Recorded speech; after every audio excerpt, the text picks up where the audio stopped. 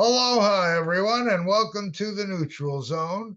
I am here at a different hour. My guest this morning on March 11th was going to be Gabe Johnson, our councilman from Lana'i. And, he's a hardworking guy and he couldn't make it. But he's a hardworking guy who recognized the power of coming before you and me to say hi in an informal way. Gabe, thank you for taking this special time. I know you got to be tired because you already put in a full day. So thank you for being here with me. It's my pleasure, Jason. Thanks for having me. And yeah, we're getting busy before budget season. Budget season is coming up, so a lot of meetings going on. But definitely, one of the things is I don't want to, operate in a silo here and not tell everybody what we're doing. So the fact that we're gonna have a nice talk on Maui Neutral Zone is good because people want to know what's going on, and I'm here Yeah, to share the word. I should let you start. Before we started, I remember when they called this a part-time job, and I thought that was funny because this is anything but a part-time job. You're working all the time, it seems. Yeah, that's true. I just wrote a bill about the definition of agriculture and farming and definition of farm labor dwellings. And that one bill had to go through the Lanai Planning Commission, the Maui Planning Commission, the Molokai Planning Commission. And each time it went through the planning commissions, it took time, we got feedback, and then finally it came back to the committee. So just to do this one bill 4 to 6 months just to get one bill change. And that's just changing the definitions of what we define these things as. So doing big things like one of the things when I was chair of affordable housing, I wrote an omnibus bill on how we do the process of the affordable housing. And that omnibus bill means you can do a lot of different changes in the code instead of just one by one. Sometimes we say, let's just change one thing in the code at a time, change the bill one thing at a time. Omnibus bills do like several changes and you put it on the floor and say, we're reforming the way we do affordable housing. So that's more, it's a heavy lift, but at the end of the day, I think that was a smart use of our time. And a tremendous amount of time you spend, I want to say, with experts in the field, because I'm sure you've become more expert, but you don't profess to know it all. And the fact that you're open, you've got to see a lot of people to be able to really understand some of these. I say they're all easy. Everyone says, I want housing. Why don't they just build housing? Why don't they just? And then you say, wait a minute, wait. First, we have to change the definition so I have something that I can do. And then I have all these steps to do. It's like an amazing amount of work. I imagine when you started, you had some background in what council does, but once you sit in the seat, I remember years ago when I was running, we were children together. Alan Arakawa was still running. He hadn't won any seats. We were sitting in the night and he was, talking real comfortable. Then I saw him a little bit after he got the seat. His eyes were all red and he was reading till all the hours. And I'm sure you also, the learning curve to be effective, like you say, is a gigantic thing. And thank you. I mean, I can't even thank you enough. I know that you and all your compatriots spend way more time and energy than the few minutes that we, as public, see you at these meetings. You Yeah. don't come in empty. Like, if before we start talking about anything else, I have this thing in my craw. I know that Olowalu situation for the toxic dump site temporary went, mostly it was do it. A couple of you and Hodges from Upcountry said no. That's a really crazy issue. Right now in the news, let me get this off my screen. Right now in the news, they talk about the fact that the central Maui landfill site that we understand still isn't owned or controlled by the county is still in the process of being acquired. I guess yes, but maybe. I guess eminent domain means no matter what you were thinking of doing with it, we want it, we're taking it. Isn't that what that means in this case? Well, okay. So there's a lot to be discussed there, Jason. Sure. As far as my vote on the Olowalu temporary debris site, I voted no against making that the temporary debris site. And that's the debate we had in council, and folks presented their side of the story, and I presented my side and why I voted no on it. I voted no because you it's too close to the reef. The mother reef is the one that or the Olowalu reef seeds all of, it seeds southern Molokai shores. It seeds the eastern Lana'i shores, the Keomoku coast, the longest fringe reef that we have, is all seeded through Olowalu. There is, if it was just the idea of cost, well, that FEMA will pay for it. I need a better reason to put a reef endangered. They often put a price tag on the reef, which is kind of absurd. But the fact that the reef draws in millions of tourist dollars because they swim in the crystal clear waters and the beautiful coral. There is, if you want to put a monetary value on it, then they do, and they can. But if you're saying that, well, FEMA will pay for this temporary debris site, but at the risk of $1 billion of tax revenue from how important the reef is, that's one way to kind of balance it in their minds, but it doesn't make sense to me. But at the end of the day, I had to do what was right, and I listened to the people of generational knowledge of Olowalu and how they didn't want it. I used to swim that reef. I dove that reef. I did llama llama on that reef. And I would just, I would not like for that to be the temporary debris site. So I voted no against it. There were 8 other sites considered. And here we are now, that I lost the vote, and it has become the temporary debris site. At least I made amendments during that discussion. I amended it so that they would test the water quality, the air quality every 90 days at the site to see, is it leaking? Is there leaching? Is there something going on? Is it polluting the surrounding area?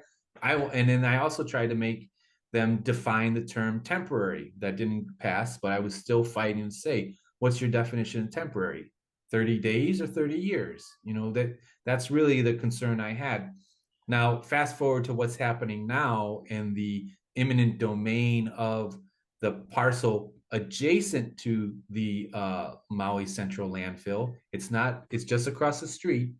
That is a privately owned parcel that the county has been trying to buy from A&B for many years.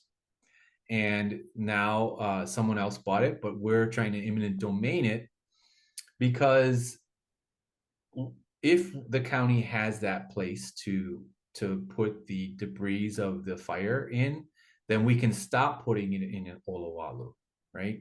Because that can immediately happen. It's not, we're going to wait for the Olowalu site to be full and then transfer it. We can actually start skipping Olowalu. And I think that makes more sense. Now, I guess, Jason, let's get into the idea of eminent domain. All right. That is it's not a very popular idea. Now I'll address the concern that some folks are saying that, oh, that's the government's plan, is to take our land eminent domain. That's not necessarily true. In fact, that's not true at all. The reason why we want to eminent domain that parcel of land is for the greater good. The reason why folks bought that parcel of land to create a unique landfill was for profit. It was profit driven. Let's call a spade a spade.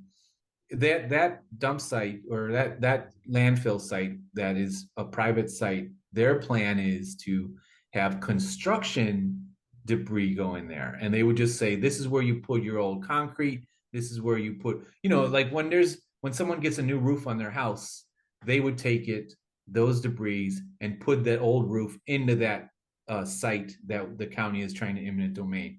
Well, doesn't that sound familiar? Look at Lahaina. A lot of debris there that could go right in there. But we won't be doing a profit-driven decision. It's a service-based decision. We need to clean Lahaina so people can get back into their homes, get back to normalcy. If we we can't, there's no other, like, we looked around at the other sites, and this was one factor that the community wanted to put is in central Maui. Okay, so the idea that what drives us is a land grab is totally false. So what's driving us is to provide the service that people need so that they can get on their land, to clean the land that they're on in Lahaina Town, the Waiikuli areas, all over there, Puamana, all those homes need to be cleared. And where does that debris go? I wanted to skip Olowalu and go into that central Maui landfill that the county is using eminent domain for. Now, the idea that that we're trying to do this for nefarious reasons, I'm going to push back on that. The banks take the little guys' homes all the time in foreclosure. There's been billionaires taking lands from Hawaiians through quiet title. There's been landlords evicting people out of their rental homes for the top dollar FEMA money, and no one bats an eye, right? But when it comes to Well, there's government, some eyes batting, but the thing that you're it's talking still about, happening. It's yeah. still But what happening, you right? and you guys, I was not one, nor most people I've heard so far, don't really feel that you're doing it for nefarious reasons. I totally get that it's for the public good, you Right. know, That's and what I'm it's very, for. yeah. And So, but I can't even imagine that people that wouldn't see that. You really, they still are complaining, huh? I put myself in the shoes of the people of Waiikuli, the people of Lahaina Luna, and say Yeah. we need to get on our land ASAP. To put myself in the shoes of people who are trying to make money and start a business, sure, I understand it. But don't you think the highest need goes to the folks who lost everything? Walk a mile in their shoes, right? The other guys who wanted to build a private dump to make money off of because they can take construction land garbage, they're trying to make money. And there's other ways in our community that there's other parcels of land, there's other ways you can make money. But what other option do the Lahaina folk have? They have no option. They want to get on their land ASAP. So that's why I voted to support the eminent domain of that parcel of land. Let me ask you a quickie question, because Sure. you said, here we are, we've got this and we can move quick. Once we do that, I know that there's already been a lot of activity in Olowalu. You've probably seen, if not, I can show you where a quantity of ash and stuff gets there, and then they mixing it with perfectly great, perfectly normal dirt. And now you got to move all of that and you Right. mix toxic dirt with more. You've made more work to try to. When are they going to do it? I mean, I'd hope that you'd stop bringing stuff there and now Hold that get it thought, out of Jason. there. I gotta go turn off my phone. I'll be right. Sure.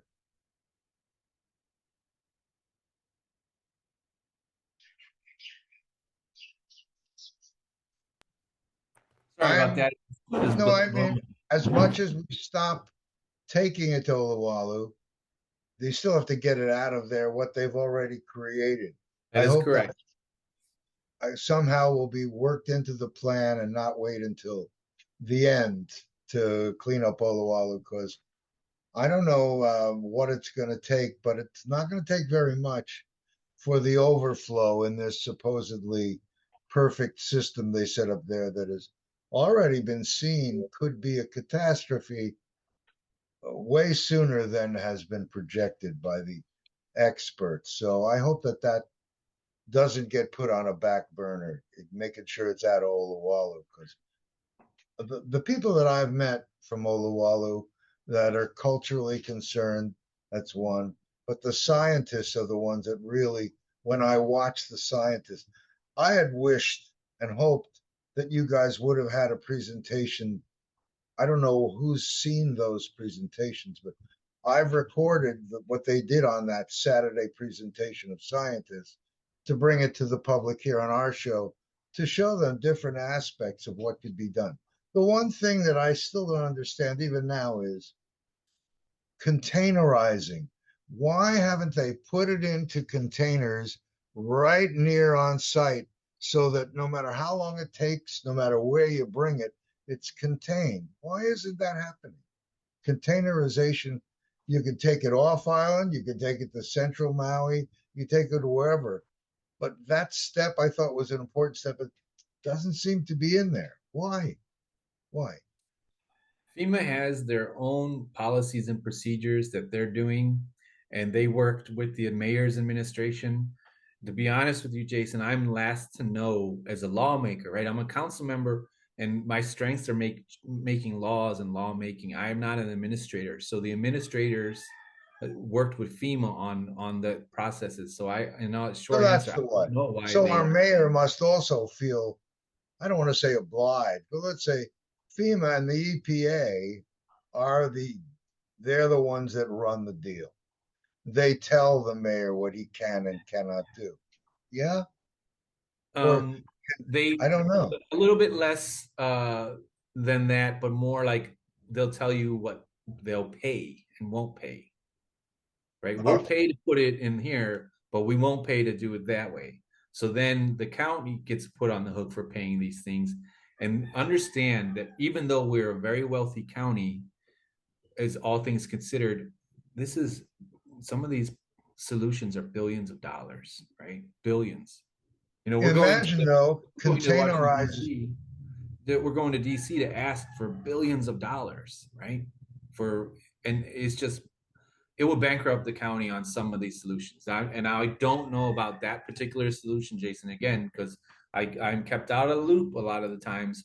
I hear what the administration is doing through the press, guys like you, they come and tell us, a lot of times. And that's not the best way to do it, but that's really the lack of communication is there. And I stick with what I'm good at. I can change some laws, I can, fund some projects and programs, and I can use the bully pulpit when it's time to use the bully pulpit. But really, administrators are going to administer. That's the way I look at it. I see. So when all that stuff came, you know the name Eddie Garcia Yeah. probably. He's Eddie Garcia, and they spent all this money for a report. I don't know who should have looked at it, but some of the things that they were proposing would already have saved zillions of dollars and would have contained the problem no matter where you put the air. No matter, even if you wait 10 years, if you have it all contained and it's not going to impact you, and then you can bring it out and create building material and power, things that maybe you haven't, like you say, you haven't even really seen them at, Mm-hmm. to the level where you could, but there are some But pretty that's good why, solutions. Jason, that's why, and you probably saw in my agenda, like, what, okay, I can't tell FEMA what to do. They're federal, and I can't tell the administration what to do, right? But in Right. my committees, I had several presentations on biochar, the way we can use types of teas to help uh, eliminate a lot of the toxins in the soil. And we had a vigorous debate, and I invited FEMA to come and say, "Here, look at what these scientists are doing with biochar. Look at what the guys did up country in Kula. How are they responding to this?" And so I brought them to the table to let them understand other pathways, right? But at the end of the day, it's FEMA who's going to say we're going to pay for this and pay for that, right? So that's really the system. But I at least show them that this is a way that our community would like to move forward with. And now, having had those presentations in my committee, John Q. Public, who has a parcel of land in Waiakule or a parcel of land up Lahaina, can go and put biochar themselves on their land, having learned that it is a way to take the heavy metals, they connect to biochar. So that's a good way that you can clean your soil by just putting some biochar in your soil. Now, we wanted the FEMA to do it. We wanted them to pay for it. They said no can. But that doesn't change the fact that in my committee, we educated the public that they can do it themselves on their own parcel of land if they wanted to. And there are people who are going to go and opt out of the system and not ask for FEMA. I mean, the stack of paperwork to get into the FEMA programs, as everybody knows, can be a barrier for some people. They just don't want to deal with all that paperwork, and they might have the funds to do it themselves. It's not the best solution, to tell everybody you have to have all this documents and all these paperwork's in order because of fear of getting the government's afraid of getting fraudulent claims, and it sounds like the government mistrusts the common people or mistrusts the people who have affected by the fires, and in turn the people affected by the fires mistrust the government. So it's not a very healthy system. We have to have low barrier, low simple ways to get people in the system so they can receive the help. And that's just something I've been trying to advocate forever. But again, FEMA's going to FEMA. They're going to do it the way their processes are, and a lot of times it's done by law. They have to do it that way. So I just get very concerned that we're on an island and there should be some way to, and you told me there is a way to stop, but don't expect to have anyone pay for it because that's what FEMA's here for. And, if you can find Jeff Bezos and Oprah and Larry Ellison to replace all that money FEMA might have given us, hey, then we can save Maui. Otherwise, we're tossing a coin and doing things the way FEMA says, even though we know it's maybe not adequate. Anyway, I don't mean to be kind of up on that one. I still would like to think that we can get to private citizens who will say, stop, we'll pay for it. We recognize that this is, if you were Larry Ellison and you own an island and now someone's going to destroy it, I just don't know why these guys don't think it more important than a way of giving back. And again, I'm a loudmouth, so you might see me asking them, but if I can yeah. get them on the show, we'll see. Meanwhile, I still want to give you the floor on other things, but Olowalu is just, it doesn't seem to want to go away because our environment and destroying of our environment and destroying the reason people come here and destroying the people at the same time with toxicity seems to be a less than perfect choice. And I'm hoping that the transition to the central Maui landfill will happen. But in my mind, we'll like to then ask, can we have all that toxic stuff? And you'll say, yeah, you can have all you want. And then we'll come take it and process it and show that we can take things that would have been a landfill and waste and get rid of the landfills and get rid of all this. The technologies are here. We've seen historically, I'm sure you know, EPA doesn't make decisions quickly. And these technologies that I'm talking about have been in use and are in use all across the country. They'll come and have you come out and see it and show you, hey, it's working. But that doesn't stop the EPA from still being that roadblock. So thanks for making it clear. I hope that the public and all those that have access to people that have major private resources will see that there's valuable technology here that could well set an example here, save Maui, and be an example to the world. Mm. And again, I just am mind blowing to me that this is not getting global attention. But it's, they all say, oh, it's just environmental weirdos. It's those extremists. Well, who's extreme when we talk about something that's going to wipe out a Hawaiian island? What kind of paradise when you get rid of the reef? You have toxins.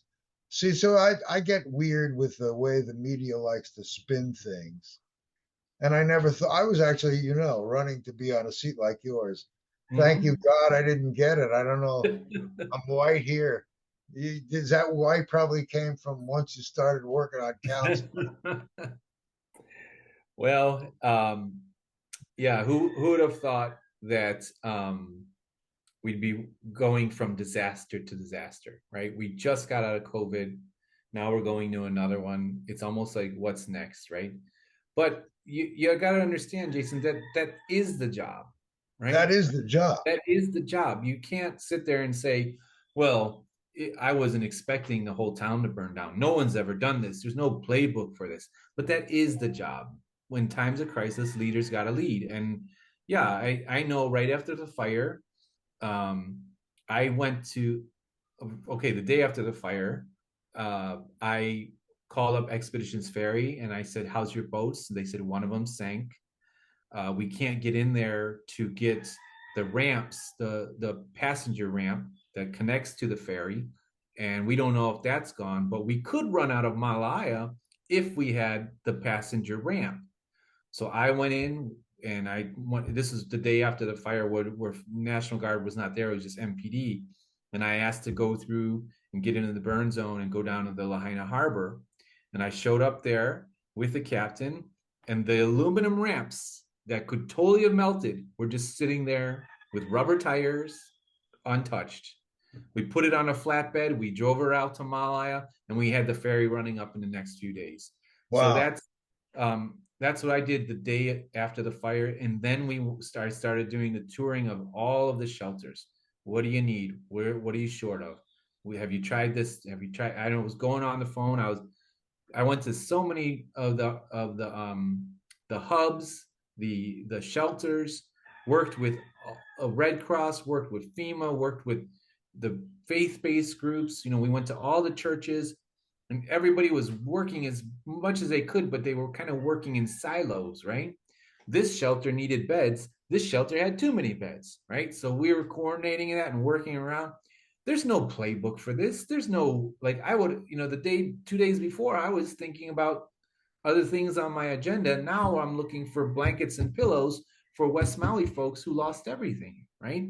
That's that's when it's time to kind of shake it off and go all in and just know that that's what you're required to do. There was no, I wasn't sitting there and being like, well, I don't know how to do this. You just look at there and say, what's common sense? Though that shelter needs beds, this shelter has too many beds.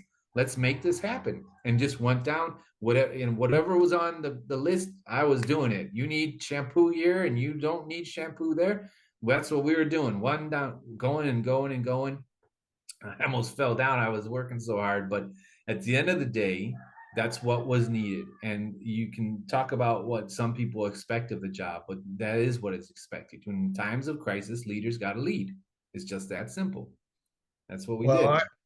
absolutely. I mean, and I hope to say that, like you say, that was only one crisis. You started 2 terms, right? You're in your second term now. Yeah, yeah. So you probably from the first day walked in recognizing there was some crises already in place. And I know you have been so busy doing good things. I'd like that you could run down a list, and if it's a good thing, it could have been that Gabe Johnson's the one that did it. It sounds like you've been busy in like all areas of stuff.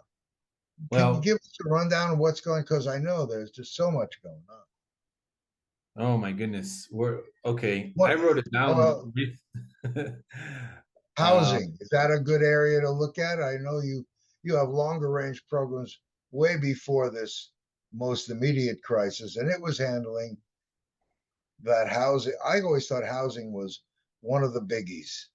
yeah. Uh, So, okay, for housing, there's a lot of things I did for housing as chair of affordable housing. I was in my first term, I was chair of affordable housing. So at that time, it just so happened to work out really good politically. Was that the comprehensive affordable housing plan just got published? This was a plan that the county spent hundreds of thousands of dollars on to say what is the plan? How do we need to act? We need a full plan on how do we tackle housing, right? And I just took that plan and I turned it into legislation, which is what you should do. Sometimes we just do plans and we put them on the shelf, it just sits there. No, I sat there and I waved that plan in front of the council members and said, we paid for this and we're going to create some legislation out of it. So I went down the list of all the recommendations. The biggest thing when we talk about affordable housing, the two most common questions is when you say affordable housing, what do you mean by affordable? Right? That's first up. Is a $700,000 house considered affordable? I don't know. Not with the wages that we're making. The second thing they say is, yeah, affordable housing. Well, who's that for? It seems to be that locals, when affordable housing project comes up, the locals and get the short end of the stick. It tends to be mainland folks getting in there. I'll give you a specific example. Over here on Lanai, we have the Hale Kapuna, and that's a senior citizen living. Like you can live in there, and they have like a 2 year waiting list. Why do they have a 2 year waiting list? Well, because they took federal monies, and that opens those units up to anybody in our country. So mainland Kapuna can apply for that housing unit, and they can get in there. So instead of just a few hundred people who are trying to get in the housing on Lanai that are Lanai residents, we open it up to the whole country. So look how long the list is, right? So that's the thing is residents who've been here a long time, who've put their hopes on these affordable housing projects, they keep seeing the system that keeps burning them, right? So so that's why I wrote Bill 111. Bill 111 gives you the preference, a residential preference. It asks you how many years you've been a resident in Hawaii, right? Or in Maui County. Then it says, okay, it ranks you by how many years you've been a resident. Are you born and raised and you're at the top of the list? Are you been here like myself about 20 years? I'm mid tier. If I've only been here like a year or two, I'm at the bottom list, but it still gives you a chance to get in that unit.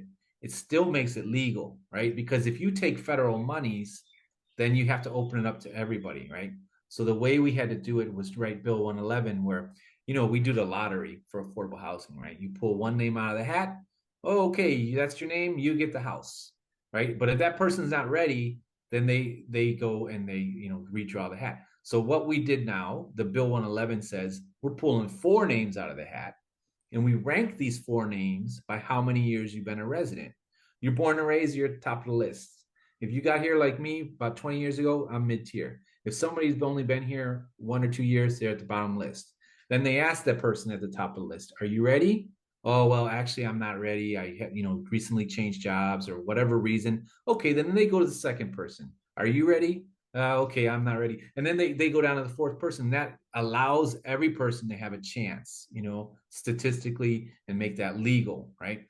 So that's one of the things we answered that question. Let's put residents who've been here longest, give them a preference. The second thing is we talked about the price of the houses, right? How can I make affordable housing when the builders of the homes tell me it costs 500 grand to build a house in today's market? 500 grand just for the house. But people are working at ABC store, they're working in the mall, they're making 30 grand a year. That's out of their range, right? So what we did was we wrote a bill that said, okay, the county's going to subsidize. The county will subsidize, and you can't sell that house higher than 33, I think 33% of your income. So that's like a paycheck. If you get paid weekly, that's a little bit more than a week's pay. Or 1 week of your paid 1 week's paycheck, right? A little bit more than that. So that seems like a doable price for most people, right? You can't charge me more than I can pay 33% of my monthly income. So then the question comes is, well, who's going to cover the rest of the costs? The developer tells me it costs 500 grand to build a house. That's when the county kicks in our affordable housing fund. We'll buy it down. We'll buy down that house so that our folks can reach to it. So not only does it allow them to reach for that price, but it allows them to get those mortgage programs that are available for people, because banks won't give you money if they know you can't afford it looking at your income, right?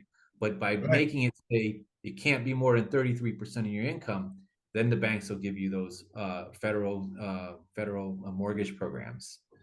And that's how most first time home buyers get in. That's how they do it. That's how your generation did and the older generations did. They had houses that were affordable. You buy your little house first, and then you build up, and then you can buy a bigger house when your family expands, right? That's the old way of doing it. So we went back to that to try to really bring these houses down to what people can actually afford, right? So now if you start looking at some of these affordable housing projects that are coming out, you're going to look at those price ranges and say, wow, that's significant. The bill that I wrote dropped the prices by 20%. A $500,000 house now becomes a $400,000 house. And that's significant savings to our community. Now, what happened to that 100 grand difference? That's when the county kicks in and puts in 100 grand difference. That's how you do it. Um, just that feeling of what is affordable. even 400 grand. I mean, the numbers that we're talking about, just crazy. Have we Right. looked at alternative housing programs that aren't quite, I want to say, mainland structured housing? A lot of the housing things that we have going on in the world are a little bit overbuilt, and things could happen here. Different kinds of alternative housing plans. I saw this thing there about cluster housing, and I was going to explore. Have people been trying um, any kind of alternatives? Has there been many Yeah. projects like The that? project, the Kuikai project, was a really nice project that had the mixed use, right? I like the ideas of the first floor being like a barber shop and a accountant shop, and the second floor being apartments, right? And that's kind of how a lot of people like that. You know, they like to you can walk to go get your hair cut. You don't have to get in, it saves off on traffic. It's a good way to make a And isn't walk it true? down, right? I, well, I don't know why that is such a new concept when every city in the world has it. It's like, why are we Well, making this like such a gigantic dream? I don't understand why. Why is that? Are they holding on to something I don't understand? Why wouldn't that be easily accepted right off the bat and build more integrated choices of housing? I'm talking really that's a really good idea. I'm not saying no to that. That I would think would be an easy go. Has that been a problem to get that kind of a thing okay? well, sometimes the okay, so now that project was a great project. We want to support projects like that, right? Yeah. So if the zoning allows for that kind of use, then sure, double thumbs up. However, sometimes our zoning code, our building codes, all of these things are archaic. They're old school. They need to be updated. Well, I don't know if you've been hearing about this, Jason, but the county has been trying to rewrite our Title 19, which is all that permitting, all that. We've been wanting to rewrite it for years now, and we paid these folks to do a rewrite.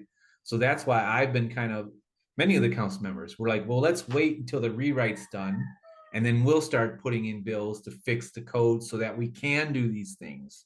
We can have tiny homes on wheels and short and we can have not necessarily prefab because some people get a bad rap on that, but just new creative ways that isn't just single family home with manicured lawn and that's what America dreams of, right? That's I think that's the old way of thinking, but our building codes are kind of geared towards that. So to pivot the way we do our building codes, to pivot the permitting process, to pivot all that, I want to do it, but right now I'm waiting for them to be finished with this redesign, this audit of the way of the whole thing. But we have a new director, Director Blystone, and she seems to be open to having us writing some legislation now, like instead of waiting, because we can wait. I mean, we've been waiting. I've been waiting longer. By 2 terms. That's 4 years of waiting for this thing to be done. I'm ready to go. Let's do some changes. And so that's why I look. There's hope. There's hope that we have a new director who's got a good vision on what's really holding those type of ideas up, and we're ready to change them. So there'll be some bills coming down the way, Jason. Mark my words. You were talking about your agriculture committee. Why don't you give us a chunk of what's going on with you there? Mm-hmm. Well, there's a lot of things going on. First, we just passed out of my committee the definition of agriculture. This was more a little bit of a specific thing where 51% of your farm must be doing some sort of agriculture. 51%. But there's some farmers that their land is on the edge of a gulch and they're not going to farm on the edge of the gulch. That's unfarmable land, right? And then let's say there's a heiau on your land. They're not going to farm over a heiau or some kind of Hawaiian uh, old important Yeah. structures. So we're gonna exempt that, and we're gonna clarify the language on that. So we clarified that. The second thing we worked on was clarifying this very important part of our code that I wish more farmers would take advantage of, which is the ag labor dwellings, where you can put your laborers on your farm. right now, as you probably know, Jason, there's people just they're living on some person's land in a tent and just farming, and they're enjoying the beautifulness of the nature, but they're probably not living in a very safe building, you know. So we try to make it so that we can make it so that way you go and get the permits and you make it allowable so people don't have to hide. Like I don't want people to be afraid of the county and have this unpermitted structure and the roof fall on their workers' heads. We don't want that. So we're trying to clarify some of that language. One of the things that we did was, as the bill was stated, it says ag farm labor dwellings, you can only have a laborer live in them, but not their family. That doesn't make any sense. If I had a 10-acre farm, well, 5 acres is what you need. If I had a 5-acre farm and I wanted to hire a worker, especially now post fire, and I said, look, I've got a Hana for you, but only you can live in it, that person's going to be like, I have kids, I have a wife, I have somebody else. I can't then as a farmer, as the code was written, I couldn't hire them. I couldn't offer that to them. Now we struck that. We said the laborer and their families can live in them. You know, I'm a single father. I would decline a job if I couldn't bring my child with me, right? So Sure. now you have the ability to say, look, I have a unit on my land, 5 acres or more. I can bring in not only the farmer, the laborer, but I also can bring in their family. So think of like what you propose to your laborer. I'm going to give you a paying job, and I'm going to give you housing. Oh my God, I love that. Yes, please. You know, like how tight the farmers market or how tight the market is for housing, people will want to go work farms. Now all of a sudden you've got a separate industry that's growing, that's blossoming, that people want to work, and then add to the food nutrition that you're getting and that you're getting off of the tourism dollar. But it actually does help with tourism because people want to eat healthy local food, and it also helps us as a community. We're eating healthy local food, so all these systems start helping each other, and that's the one thing I'm working in my committee. The other thing is, you know, it's the ADEPT is the acronym. So agriculture, economic diversity, environmental bills, and public transportation. So, I mean, I can go down each one of them and tell you all the things I'm doing, but for ag, I'm really trying to make it easy for farmers to get laborers, easy for farmers to get housing on their land, and also make sure that we're not being taken advantage of by the gentleman farmers that everybody wants to talk about. Like we all know, whenever we try to help farmers uh, in any way, there's going to be somebody who's going to try to take advantage of it that isn't really a truly farmer, right? So now we're looking at a bona fide farmer application, which is done in other communities. Let's do an interview with this person. How much did you make in farming last year? Did you make $35,000 a year, or did you only make like $2,000? Are you really a farmer if you're only making $2,000? What are you doing? You know, so we're trying to get a bona fide farmer application created and work on that level. We're trying to make sure that the people aren't taking advantage of the system, but we're also trying to make people get into the farming as just as a career. So the next one I'd say adapt. So D is economic diversity. You know, there's a lot of things going on in economic diversity. One thing that's coming up in the summer is the Maui Epic Swim, where some big wave surfer guys and big water folks are going to swim around the island of Lana'i, and they're going to make a big, or I'm sorry, I said Lana'i, the island of Maui. They're going to swim around the whole island of Maui, and they're going to be dropping these water testers to test the water for chemicals, right? What kind of runoff from Lahaina fire is going into our reef? Is the water getting polluted? What kind of pollutions are in there? But as they're dropping off these sensors, they're going to be raising ocean safety awareness. They're going to be raising environmental concerns, but it's also going to be kind of an event. Like I want to see somebody swim around the island of Maui. That's amazing. So there's going to be this big to do, and like you know, a big Hawaii Island has the Ironman contest and those kinds of events. We're going to try to do something like that, kind of stimulate the economy in that way, and for a good cause. And if ever now is more timely, that's very timely. Um, the E in adept is environmental bills. So we're working on environmental bills. The I'm going to forget the acronym, but basically, we're working on climate change, a plan to help us address climate change. And maybe we're gonna have to wait till after budget, but basically, do we have a plan for our county to deal with climate change? What type of things are we gonna do to help us deal with rising sea level, less rain, uh, all of these bills, or I mean, all these things are going to add to our problems of our environment. I'm sure you remember, Jason, the injection well case and how bad it Sure. was for the county to inject R1 water into the ground, and then it percolated up on the reef. Well, now the bill that I wrote is going to take our R1 water, which is recycle one, which means we cleaned it a little bit. It's our sewer water, but we cleaned it a little bit. And instead of putting in injection wells, we're going to clean it even more. And then we're going to water the edges of roads. We're going to water crops with it. We're going to water our community so it has a green belt around it. So in case there is a fire, that the green belt will lessen the fire risk, right? So we instead of injecting it, instead of looking at our waste, let's look at it as like a benefit.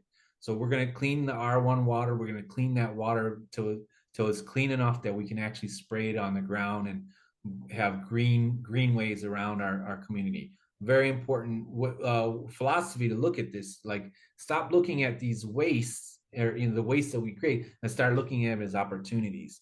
So I think that's a philosophical change that we need to do more of. And the adapt E, that's E, and then P is public transportation. So this is a big deal for me. The ferry between Maui and Lana'i is for sale. They want to sell it and be done with it. So I looked into what it would take for the county to purchase a ferry. If you look at other communities, West Coast especially, they have some county-owned ferries in Seattle. They have county-owned ferries in San Francisco. There's communities that have look at that multimodal way of transporting, not just cars. There should be trains. There should be planes. There should be bikes. There should be bike pathways, walkable towns, all these different modes of transportation. And us being a island community, we should have ferries. Now, the important thing about the ferry, if the county purchases a ferry, is that because the county owns a ferry, that means we can reach to the federal guys and get federal funds for our infrastructure. So that means a new Lahaina harbor. That means upgrading the Maui harbor. That means upgrading Manele Harbor, all at the cost of the feds. So we don't have to look at local taxpayers to help us out on that. And if you've been to some of those harbors, you know they need an improvement. And Lahaina Harbor just needs everything right now. I mean, but if we have a ferry um, system that's a county owns that allows us to reach up to federal funds, it'll even allow us to purchase a ferry, a new boat, that we could run to Mala or run to Molokai if the community in Molokai wanted it. And then that would allow their harbor to get upgrades too. So that's a great way That's we a could great look at way. and expanding our harbor systems. And then I ride the harbor all the time, so I would definitely advocate for a bigger boat because it's so rough. But a little bit bigger would help. But those are things that I've been working on in my committee. Um, what's a passion going on now that you'd like to? And believe it or not, we've been sitting here almost an hour, and Mm-hmm. sounds like you have no shortage of not only answers, but got a lot of enthusiasm for what you're doing. You're really, like I say, for more than full time. I'm sure that family life is a whole different experience now that you're working the way you are. How's everything going with that? Is that a Good. new experience there? Yeah, my daughter just got an internship at Haleakala, which is she's now a federal employer because remember Haleakala Park is a federal park, right? So she's now a federal employer, which she gets or a federal employee, which means she gets paid family leave. And I'm a big advocate for paid family leave. I wrote a bill to the state as a county guy to say, hey, why don't we start if paid family leave is so scary for the small businesses? Why don't we start with county workers and state workers receiving paid family leave? because federal workers already have paid family leave. So that doesn't mean just if I have a baby, I can take some time off and take care of my baby, which is very important because that reduces uh, infant mortality. If you are staying at home around your baby, you can they actually you reduce the infant mortality, which is so Wow. key. Now, on the other side of that, as my mother who's aging, when she gets older, I'd like to take some time off for her. I could do that with a paid family leave, right? So that's why I'm a big advocate for paid family leave. So that's one more of my passions, Jason. Even though it's not in my wheelhouse as a council member, I will advocate for the state and the feds to do that. Um, then you asked about what are some of my other passions. I I think this coming year we're the there's a lot of things. I think farming has momentum. There's a lot of farmers that the internship programs that we have are pushing out farmers. And farmers need three things: land, water, and a little bit of capital. And that's what I want to help them with. The fire changes everything as far as priorities go. Let's talk about some of the things I'm trying to do to help with the fire. So first off is I wrote a bill to underground power lines for new housing projects, right? We might have to make an amendment to where we'd say new and existing because or something where we could do because Lahaina is not technically new, but if we rebuilt back Lahaina and we have power lines above this fallow lands with 10-foot high brown grass, we're asking for another disaster, right? Now, hopefully, the R1 water kicks in and will water that grass, right? I mean, that's my mind how it's working. We're trying to Yeah. tackle in all these different ways, right? So the fire does pivot some of my passion towards making new bills, but it's a long time coming. It doesn't, I've only been on this job for about, like you said, 3 years. So some of the things the neglect that has been happening in our community for generations, it's not going to be solved overnight. It's like I'm untying the knots of bad decision making throughout the years, or just this good old boy mentality that just has to go away, and we have to like think of the little guy. And Jason, that brings me to like who I am as a person. Before I took this job, and I don't mean back in the 80s, I just mean 3 or 4 years ago, I was living in low income housing. I was living in Evioli and Lana'i. So I recognize guys like me don't get to sit in this seat that often, and the fight for the little folks, the fight for the common folks, the fight for the working class, that's always going to be my mission. That's always the way I'm going to see the world through that type of lens. It's just helping out folks who need it the most. Well, I I think I speak for everyone, but I surely speak for me. You are a pleasure. You are just listening to you gives me confidence that elected officials come from us and have us in mind in what they do. And besides being a good person, I'm very thankful you're there. And I know this is election year, and at some point when they're going to say, "Oh, you can't have anyone on your show. You have to have everyone running in the race." You are welcome back with or without election anytime. If there's something you'd like to share with the public and you like a forum, you are welcome here. And if there's anything I can ever do to help you, you got it. Thank you, I Jason. so much appreciate you. I remember when you first got elected, and it was the morning after we had breakfast. I'm Yeah. not really a political guy, but you always stood out to me as being a genuine guy. And I very much have appreciated that you maintain that I would say you're not changed. You've only changed for the better. You're a pleasure to have. And I don't know. I hope I speak for all of us. I hope to see you in that seat if you want it the next time too. Yeah, you're gonna see my name on the ballot, Jason. Thank you. Thanks for the kind words. But I'm gonna also say, Jason, what you're doing here is a very valuable role here too. So keep doing your show, and I look forward to seeing more episodes and seeing what's on your plate. Because remember, you have, there is a certain amount of checks and balances that you have as working in your field. And what is it called? The fourth estate. I think the press is known as the fourth estate, Uh, to make sure, you know, people who are elected, are answering the right questions and not just, saying what they yeah. want to say. So you feel free to. And I try to do it as a diplomat rather than going for the throat.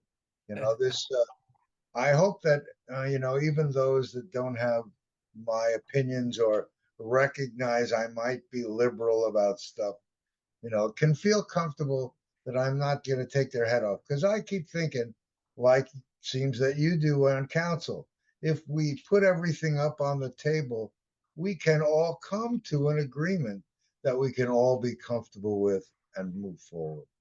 That's right. That's right. I don't know if you saw my 3 minutes in the Maui news, but basically the gist of it all is that we can't operate from the idea of scarcity, that, oh, we no more money for that, or we cannot afford this. We're a wealthy county and a wealthy nation, and we can help the folks who need it. We can't be just saying, squeezing the purse strings on the little guys, meanwhile letting the big guys buy islands and go willy nilly and do any kind. So that's why I think it's important for us to look at look at our constituents, help those folks who need it most, walk a mile in their shoes. You know what I mean? That's really what I'm trying to say, is got to walk a mile in shoes and understand that folks, we're bleeding our community. They're moving to Vegas, they're leaving the islands. My daughter's graduating class at 30, hardly any of them are here because they know the deal. They know it's hard to make a living here. So we got to change that, and I'm here to fight for that. So thanks for your time, Jason. Well, Councilman Gabe Johnson, it's been a pleasure having you here on the show. And for all of you listening in and all of you around the world, I mean, as you can see, this guy, if he wants it, could be our future mayor. It takes leadership. And I'm, like you say, when there's a job to be done, I see Gabe Johnson standing there. You've really been a real pleasure to watch in action. Thank you really very Oh, much. Jason, thank you for your words. And everyone out there, I hope to see you again next week. And Gabe, it's been a pleasure. Thank you. And I hope now you take some time off. You've been working, working, working. No rest for the wicked. No way. All right. Thank you. Aloha, my friend. Aloha.